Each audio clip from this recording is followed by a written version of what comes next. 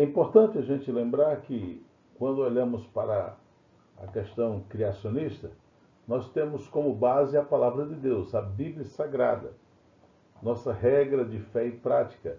E é hoje exatamente que eu quero convidar você, olhando para a Bíblia Sagrada, para refletirmos sobre essa criação tão especial, quando Deus cria todas as coisas. Então, quero convidar você a caminhar comigo em alguns tópicos, alguns slides que eu quero compartilhar com você hoje.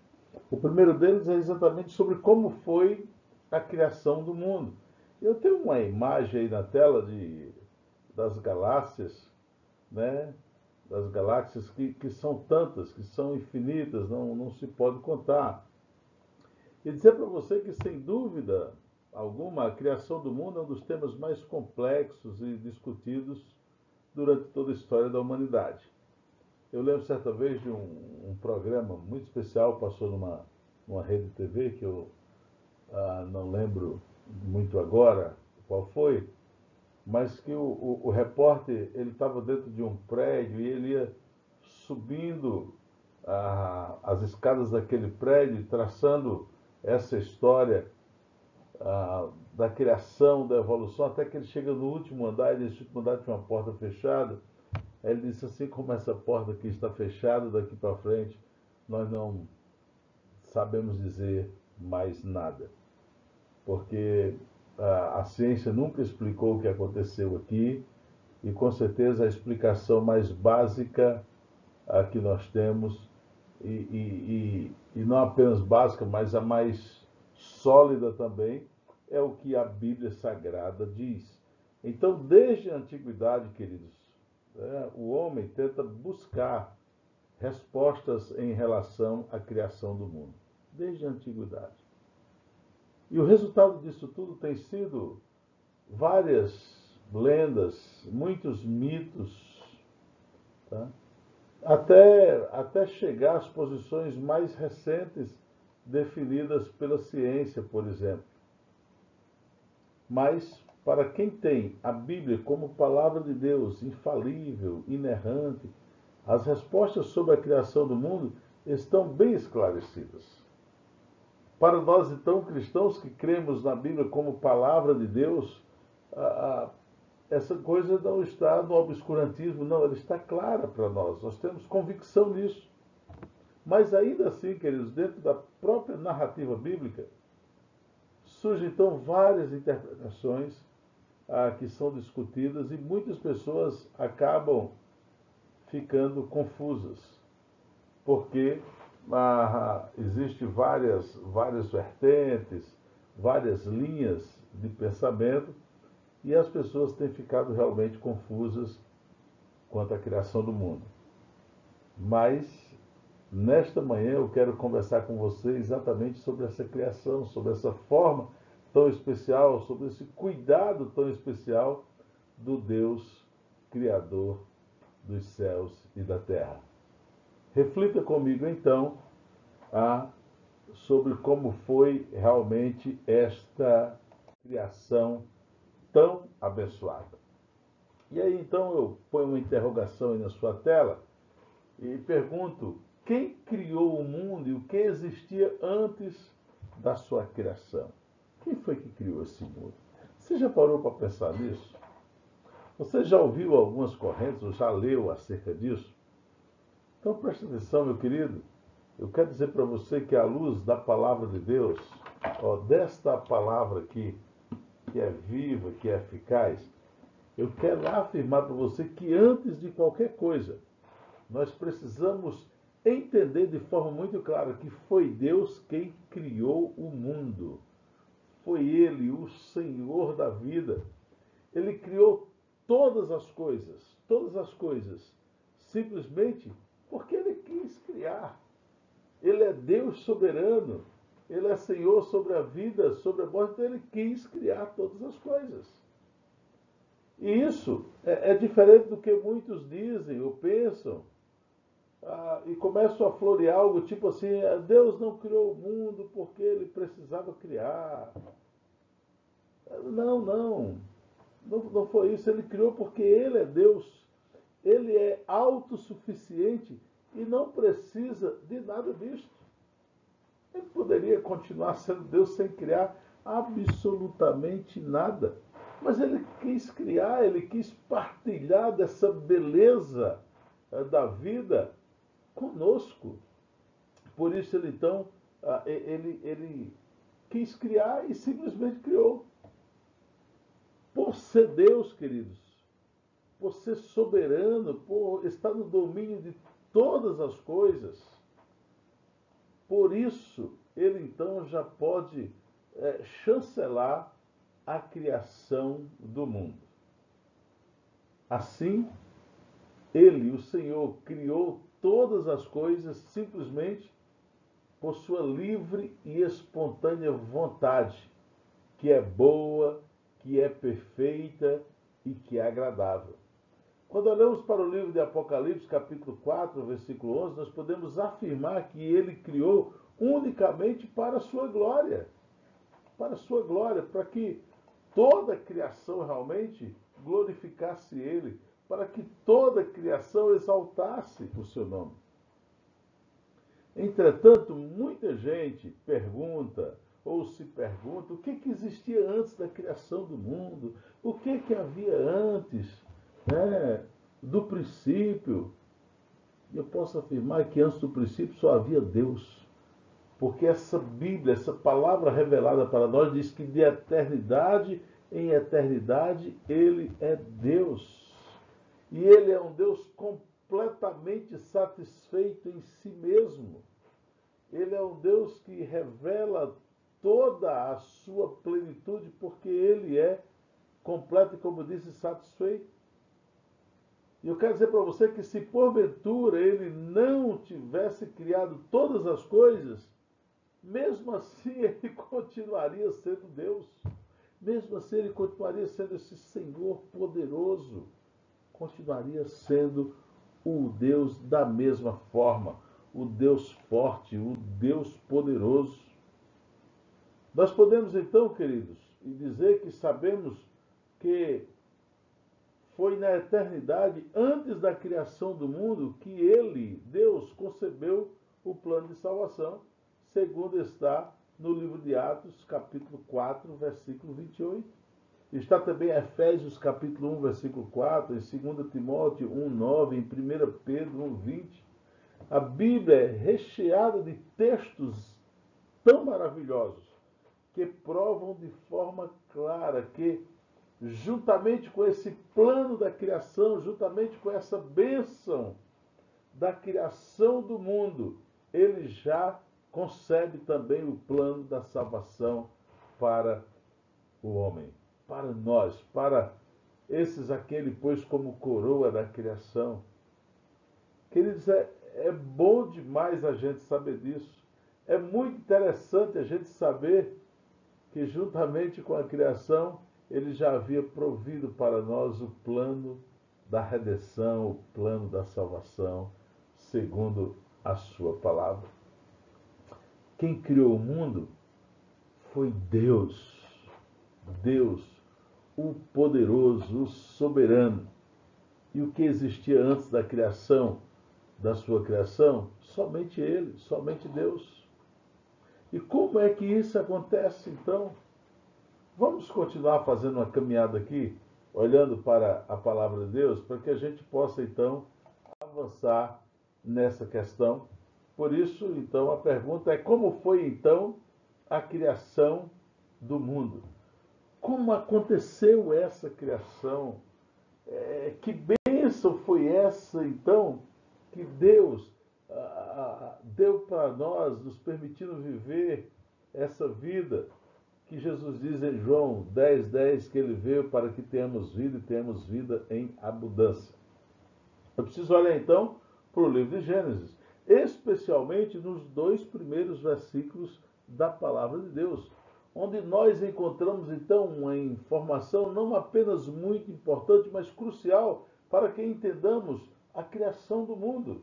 Gênesis, capítulo 1, versículos 1 e 2. E nestes versículos nós temos uma apresentação mais do que suficiente de quem é o nosso Deus. E como então ele operacionaliza a criação do mundo?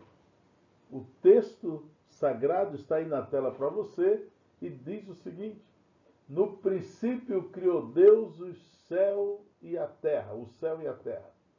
E a terra era sem forma e vazia, e havia trevas sobre a face do abismo, e o Espírito de Deus se movia sobre a face das águas. Que coisa impressionante!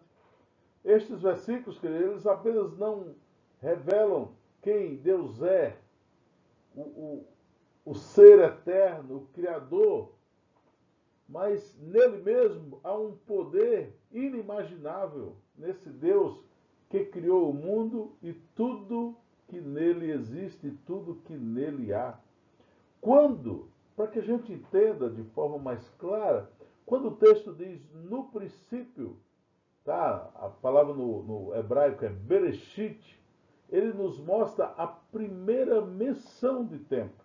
Ele faz a primeira menção de tempo. E isso expressa claramente a eternidade de Deus que existe desde sempre. É eterno, não se mede, ele é atemporal. Desde sempre, o Deus Criador de tudo que há, ele existe. Por isso, eu afirmei no slide anterior que foi Deus quem criou o mundo. Foi ele que criou todas as coisas. Não apenas a Terra, mas os bilhões de galáxias que existem por aí. Todo o universo que é impossível contar. Todas as coisas, então, foram criadas por ele, para ele. E eu quero convidar você, durante esse tempo em que estamos aqui conversando sobre a palavra de Deus, a você olhar para este livro. Não como um livro comum, porque a tinta está sobre o papel. Não. Quanto à questão física, ele é esse livro comum, é papel, é tinta, né? Tem cheiro de papel, mas quanto ao sentido espiritual dele, ele tem cheiro de Deus. É a palavra revelada de Deus para mim e para você. Que o Espírito Santo dele tem revelado para nós, tem nos ensinado a viver por ele, a caminhar nos ensinamentos dele.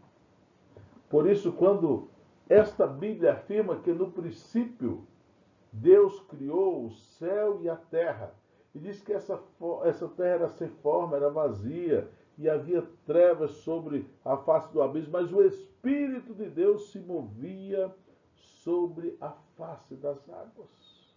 Ou seja, desde sempre, Deus é Deus.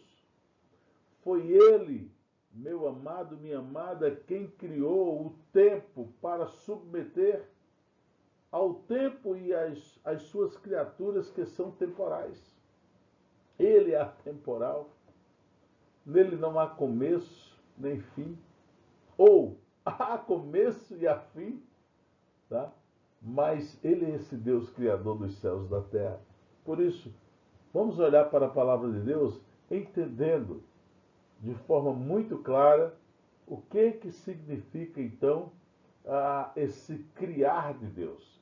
E aí, meus amados, a palavra traduzida por criou, também no hebraico, a língua lá do Antigo Testamento, é bará, bara ou bará.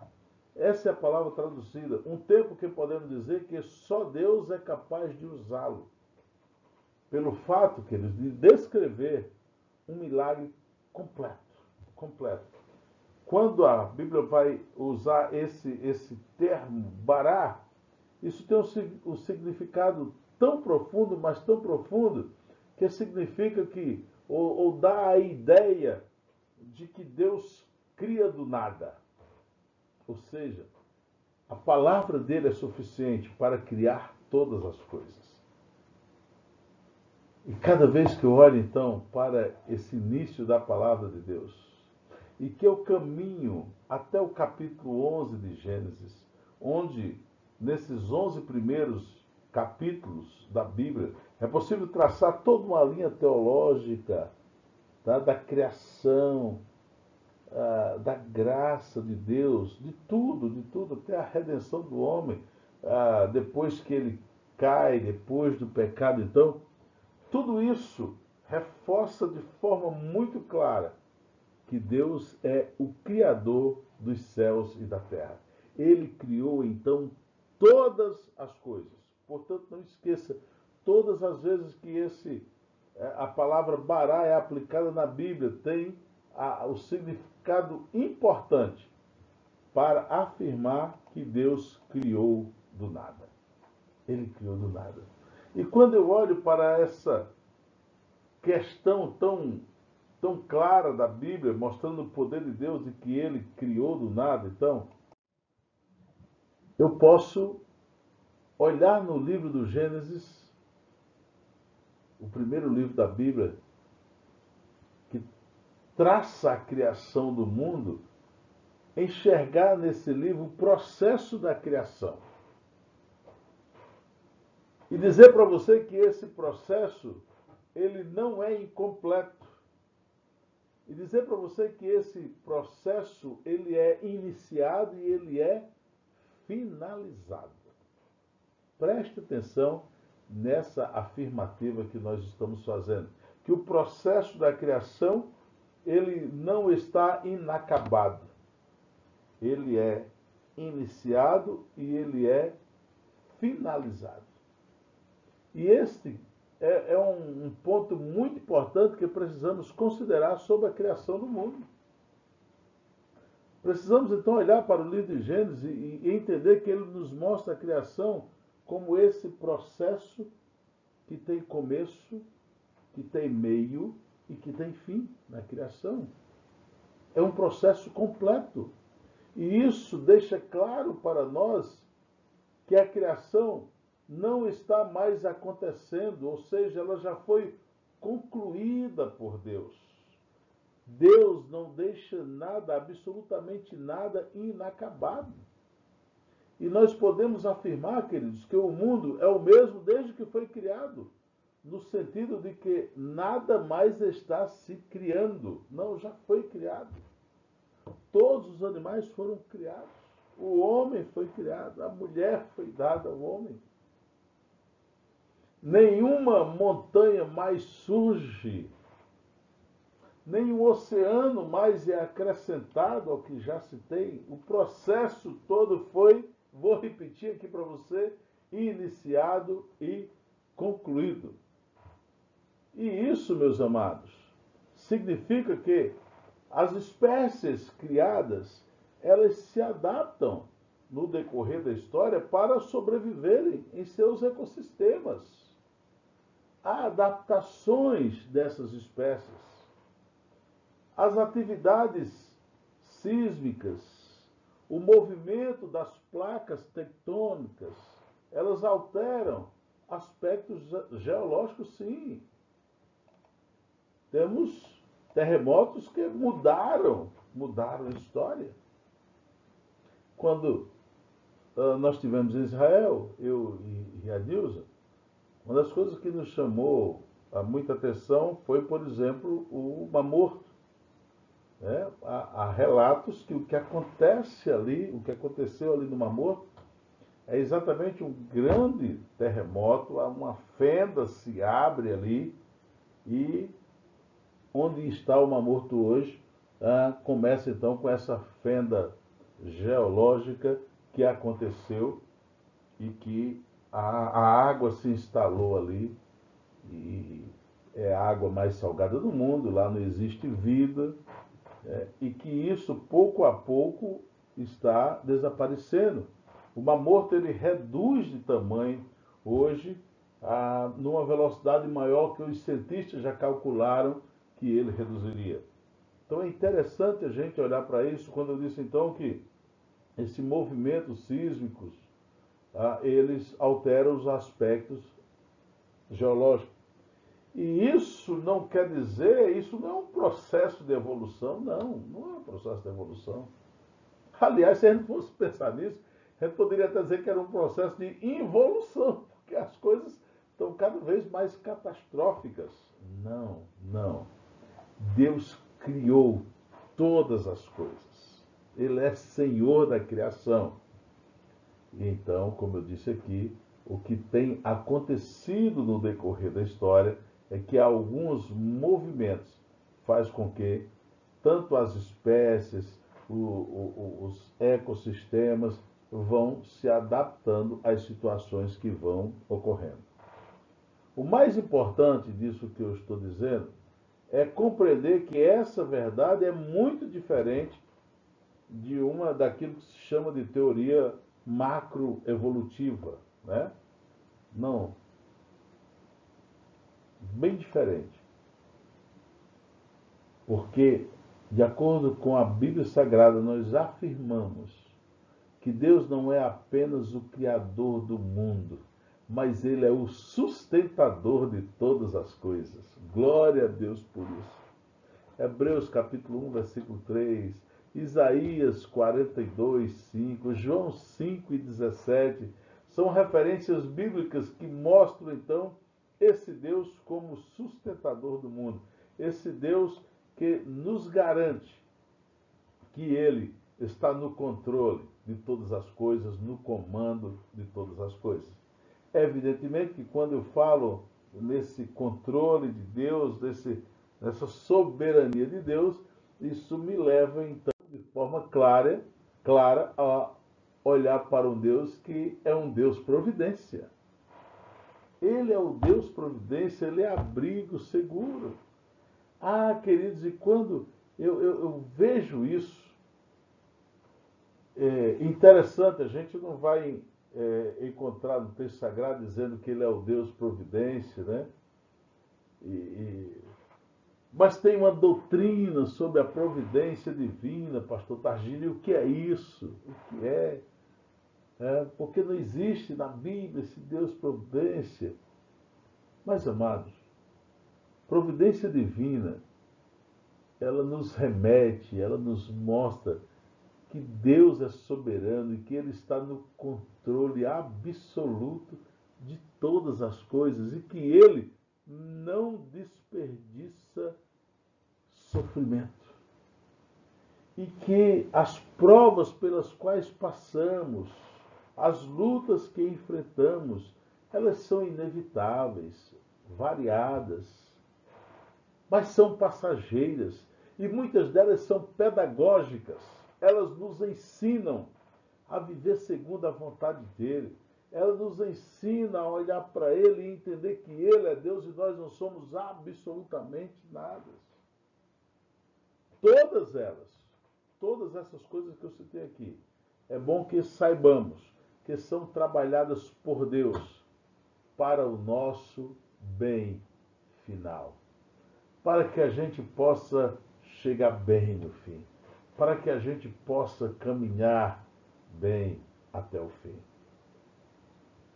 Há um livro que foi escrito por Billy Graham, com a ajuda do seu filho Franklin Graham, e Billy Graham, quando escreveu, acho que já tinha 93, 94 anos, né? Ele morre pouco antes de completar 100 anos. O título do livro é A Caminho de Casa. E quando eu li esse livro, para mim ficou claro, muito claro, que melhor do que começar bem, ou do que caminhar bem, é terminar bem. Melhor do que uma caminhada boa no início, no meio, mas o final desastroso, é melhor você enfrentar essas lutas, é melhor você enfrentar esses sofrimentos, essas provas, esses arroxos. É melhor passar pela pandemia, mas você terminar bem com Deus. E isso é sinal que nós cremos verdadeiramente no Deus que é o Deus providência, no Deus que não nos abandona, que está conosco, que nos sustenta, que nos guarda, que nos protege. É muito bom a gente entender, queridos, e aí eu quero olhar com você, para que você entenda um pouquinho disso que chamamos de doutrina da providência divina, tá? Entender que é o Deus conosco, Ele é o Deus conosco, a gente olhar para o capítulo 37 de Gênesis, onde há uma história bastante conhecida, que é a história de José, conhecido como José do Egito. E lendo essa história e compreendendo bem essa história, nós vamos entender de forma muito clara que Deus não nos livra dos problemas, mas Ele está conosco nos problemas. Quantas lutas você tem enfrentado? Quantas batalhas você tem passado? E quantas vezes você tem recorrido a Deus, você tem clamado a Deus, você tem buscado a Deus? E eu posso dizer para você, você pode se decepcionar comigo como pastor, você pode se decepcionar com o seu líder de pequeno grupo, você pode se decepcionar com o seu professor da escola bíblica, do nosso dever, você pode se decepcionar com a pessoa que você olhava e enxergava nele ou nela um crentão, né? Alguém assim tão... Você pode se decepcionar, mas Deus não nos decepciona. Deus não nos decepciona. Ele está conosco todos os dias. E a promessa é até a consumação dos séculos. Para isso, quando olhamos para esse Deus providência, a gente precisa entender que crer nele não é ter uma apólice de seguro de que não vamos enfrentar problemas. Não é isso. Deus nunca prometeu isso ao homem. Mas Deus prometeu estar com você. Quer haja problema, quer não haja problema, Ele estará contigo. Olhando ainda para essa questão do Deus providência e ainda para o capítulo 37 de Gênesis, nós vamos encontrar nos versículos 11 a 16 que Deus não nos poupa de sofrermos injustiças, mas Ele nos dá poder para triunfar sobre elas através do perdão. Que coisa fantástica. Quando a gente vai lá para as bem-aventuranças, no capítulo 5 de Mateus, né, Deus fala sobre isso de forma muito clara. Eu quero abrir aqui a palavra de Deus, no capítulo 5 de Mateus, tá?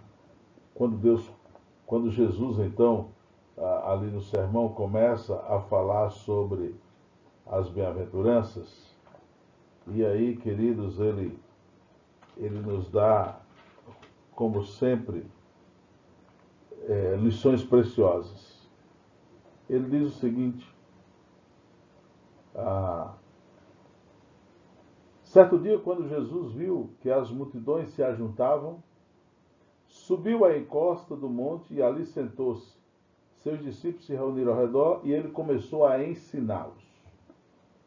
Felizes os pobres de espírito, porque o reino dos céus lhes pertence. Felizes os que choram, porque serão consolados. Felizes os humildes, pois herdarão a terra. Felizes os que têm fome e sede de justiça, porque serão saciados. Felizes os misericordiosos, pois serão tratados com misericórdia. Felizes os que têm coração puro, pois eles verão a Deus. Felizes os que promovem a paz, pois serão chamados filhos de Deus. Felizes os perseguidos por causa da justiça, pois o reino dos céus lhes pertence. E então no versículo 11 ele diz: felizes são vocês quando por minha causa sofrerem zombaria e perseguição, e quando outros, mentindo, disserem todo tipo de maldade a seu respeito. Alegrem-se e exultem, porque uma grande recompensa os espera no céu. E lembre-se de que os antigos profetas foram perseguidos da mesma forma. Deus, que nos deixa claro que não nos poupa de sermos perseguidos, de sofrermos injustiça, mas quando olhamos para a história de José, nós podemos entender que todo o sofrimento que ele passou, toda a injustiça, a cadeia que ele passou, a traição dos irmãos, tudo aquilo foi coroado quando Deus o tornou governador do Egito. Quando Deus, então, o fez triunfar sobre aquilo, tudo o que aconteceu com ele através do perdão. Através do perdão. Meus amados, quando olhamos para o Deus providência, o Deus que tem nos sustentado, o Deus cheio de graça, nós precisamos entender que, como cristãos, nós precisamos praticar o perdão. Ter a humildade para pedir perdão, mesmo quando achamos que estamos corretos. Correto. Ter a humildade de pedir perdão. Mas ainda mais ter a grandeza de saber perdoar. E perdoar mesmo, tendo o coração limpo. Por isso que em Romanos 8:28, o apóstolo Paulo, falando sobre a respeito da providência de Deus, ele escreve dizendo que todas as coisas cooperam para o bem daqueles que amam a Deus, daqueles que são chamados segundo o seu propósito. Se você é um homem de Deus, se você é uma mulher de Deus, se você é um filho, uma filha de Deus, você precisa ser um cristão que perdoa, porque o Deus providência um dia lhe perdoou por completo. Completamente ele trouxe perdão sobre a sua vida. Esse Deus providência, queridos, é o Deus que continua derramando a graça dele em nós e através de nós. Eu e você, pecadores como somos, temos a responsabilidade e a bênção de sermos portadores dessa graça de Jesus. E essa graça, queridos, ela de forma muito clara transmitida quando nós temos um coração perdoador. Quando nós vivemos uma vida que de forma prática revela aquilo que nós ensinamos, que nós pregamos. Que de forma prática revela quem verdadeiramente eu sou, que tipo de cristão eu sou. Portanto, meu amado, minha amada, eu quero encerrar aqui dizendo para você algo que durante esses pouco mais de 30 minutos estivemos aqui falando, que não haja dúvida em seu coração de que foi Deus que criou o mundo e tudo que nele há. É o que a Bíblia diz, é a afirmação bíblica. E que esse Deus Criador, esse Deus que estava na criação, com o Espírito Santo, com o Filho Jesus, é o Deus providência, abrigo seguro. É o Deus que tem nos sustentado. É o Deus que nos tem feito caminhar em meio a tudo o que acontecendo, convicto de que no meio da luta, de que no meio do sofrimento, Ele está conosco, caminhando lado a lado, não nos abandonando, mas nos fazendo triunfar em glória, apesar de toda luta que nós enfrentamos. Não esqueça o que Jesus disse: no mundo tereis aflição, mas tende bom ânimo, porque eu venci o mundo. Que Deus nos abençoe e que nós continuemos firmes nas promessas do Senhor Jesus, sabendo que esta palavra, ela é a palavra de Deus, inerrante, infalível, que nos orienta a viver uma vida aqui na terra digna de ser apreciada pelo Senhor. Que Deus nos abençoe. Em nome de Jesus. Amém.